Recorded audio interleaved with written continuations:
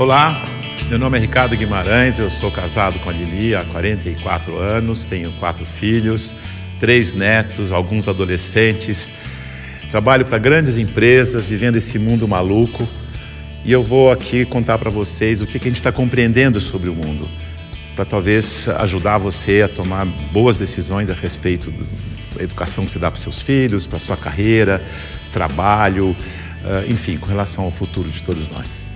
Olha isso aqui. Esse desenho, ele significa o que está acontecendo com o mundo. Parece um cardiograma, mas não é um cardiograma. Ele mostra que tem um momento que as coisas estavam muito paradas, quase mortas, e começa a acelerar, e passa a ter uma animação, uma vida que não tinha antes. Tudo ficou acelerado. Sabe por quê? Por causa da tecnologia de informação e comunicação. Nessa fase, tinha pouca gente no mundo e a tecnologia de informação e comunicação era muito rudimentar e cara. Telefone fixo no lugar, imagina. Demorava muito para as coisas acontecerem.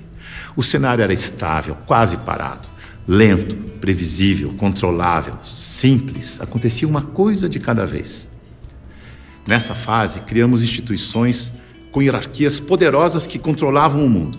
E nós nos sentíamos muito seguros, porque tudo permanecia igual por muito tempo.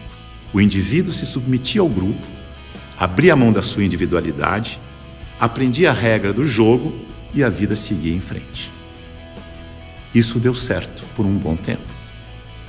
Aí, com mais gente no mundo e com uma tecnologia de informação e comunicação mais poderosa e mais barata, todo mundo tomando decisão o tempo todo, numa velocidade absurda, o mundo começou a ficar instável, dinâmico, rápido, imprevisível, transparente, fora de controle, complexo. E nessa dinâmica toda, além da instituição, surge um novo personagem muito poderoso. O indivíduo conectado em rede, que acessa tudo e a todos o tempo todo. Mobiliza pessoas, trabalha, produz conhecimento sem precisar das estruturas e da permissão das instituições. Aquelas instituições hierárquicas e controladoras estão tendo que aprender a lidar com esse novo cenário, com esse novo indivíduo mais conectado, mais livre, mais móvel, mais bem informado e crítico. O mundo mudou tanto que pessoas de muito sucesso naquele cenário estão tendo muita dificuldade para manter seus negócios e empregos nos dias de hoje. Eu vou contar a história de um executivo muito importante, de uma organização global, poderosa, que estava tendo problemas enormes.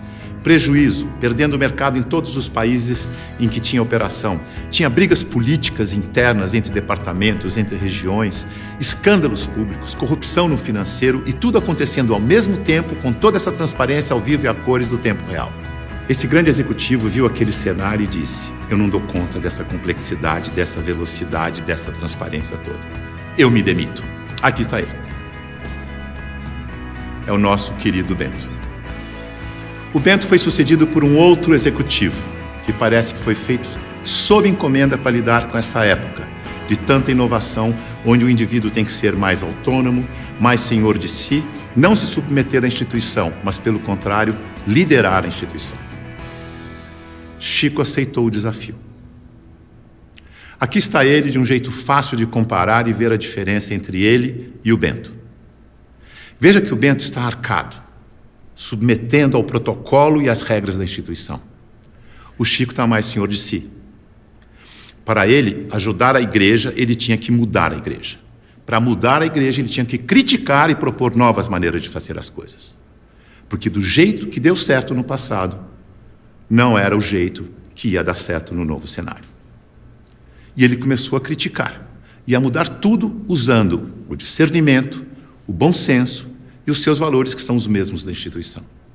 A cadeira, por exemplo, ele pediu uma cadeira mais simples, mais leve, mais prática, que ele mesmo pudesse carregar. A roupa, uma roupa que fosse fácil de vestir, leve, simples e confortável. O discurso, ele não queria que alguém escrevesse o discurso para ele. Ele mesmo ia fazer o discurso com as palavras dele. E para ele estar sempre atualizado e poder falar à vontade, ele não ia ficar isolado no Palácio do Vaticano, num quarto de 300 metros quadrados. Escolheu morar no Palácio Santa Marta, num quarto de 30 metros quadrados, junto com os outros 400 padres e bispos que viajavam pelo mundo, e ele ia almoçar com esses padres e bispos para poder conversar, trocar ideias e saber o que estava acontecendo no mundo. Mandou tirar o vidro do Papa Móvel para poder falar com o povo. Mudou a política de investimentos do Vaticano para ficar de acordo com as crenças da Igreja. Isto é, investir em empresas que prezam os valores cristãos, porque se a política de investimento não estiver de acordo com as crenças da Igreja, como é que ele ia ter credibilidade quando ele fosse vender a fé da sua Igreja? Veja que ele está colocando em prática o seu discernimento para mudar tudo na instituição, da cadeira aos investimentos. Ele busca simplicidade, praticidade, economia, agilidade, leveza e consistência. O Chico é um bom exemplo de sucesso neste novo cenário. A mudança é tão grande que os historiadores dizem que está terminando a sociedade industrial e está começando a sociedade do conhecimento, a sociedade em rede, a sociedade do indivíduo conectado em rede. É uma época de transição e nós estamos aqui, exatamente no meio dessa transição. Veja o que está acontecendo. Neste ambiente estático, estável, a boa empresa funcionava como um relógio, uma engrenagem sem vida, isolada do ambiente, tic-tac, tic-tac, tic-tac, onde o empregado era uma peça da engrenagem. O futuro era igual ao passado. Na medida em que o ambiente foi ficando mais mutante, mais veloz, novidade a toda hora, imprevisível, a empresa tem que se atualizar, aprender e evoluir o tempo todo para não desaparecer. Não é mais conservar, mas é adaptar-se, aprender, evoluir. Não pode ser um relógio que se repete eternamente igual, mas um sistema vivo, aberto, interativo, que aprende e evolui sem parar. E as pessoas não podem ser peças de engrenagem que se repetem sem pensar. Tem que ser células vivas, sensíveis, críticas, interativas, que trocam ideias, sugerem soluções, como o Chico. A boa notícia é que a gente sabe gerenciar muito bem os sistemas vivos. Sabe por quê? Porque nós somos sistemas vivos. Somos feitos de sistemas. Sistema respiratório, sistema endócrino, sistema ósseo, sistema digestivo. Sistema é um conjunto de elementos que trabalham de forma interdependente com um propósito comum. Como o nosso corpo. O ponto mais importante para a saúde do nosso corpo é a interdependência. Veja no seu próprio corpo. Nossos órgãos trabalham de forma interdependente, sempre em busca do equilíbrio do corpo. Esse é o propósito. Se um órgão declara independência, e isso se chama câncer, o corpo entra em colapso. A integração entre os órgãos desaparece. A energia do corpo se esvai, não consegue mais interagir com o ambiente nem reagir aos estímulos. Como sistema aberto, ele vai sucumbir ao cenário. Então, se você quer trabalhar numa empresa de sucesso neste cenário, ajude a funcionar como um sistema vivo aberto. Você sabe, porque você é um sistema vivo aberto. Mas aqui vão algumas dicas para ajudar. Use o seu discernimento, seu bom senso e intuição. Confie em você. Promova a integração e a interação, onde você estiver. Seja sensível a informações relevantes para aperfeiçoar seu trabalho e a empresa. E o mais importante de tudo, reconheça que a realidade é interdependente. E por isso precisa da participação de cada um e de todos para resolver os seus problemas. Lembre-se, a boa gestão da interdependência garante a boa saúde do seu corpo e da corporação. Mais uma dica, não deixe as pessoas confundirem autonomia com independência. Autonomia significa que você tem consciência de que faz parte de um todo maior e por isso você pode falar pelo todo. Por isso pode ocupar cargos de responsabilidade na hierarquia.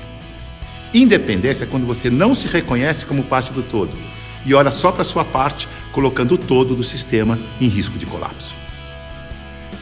Independência ou morte deu certo no século passado.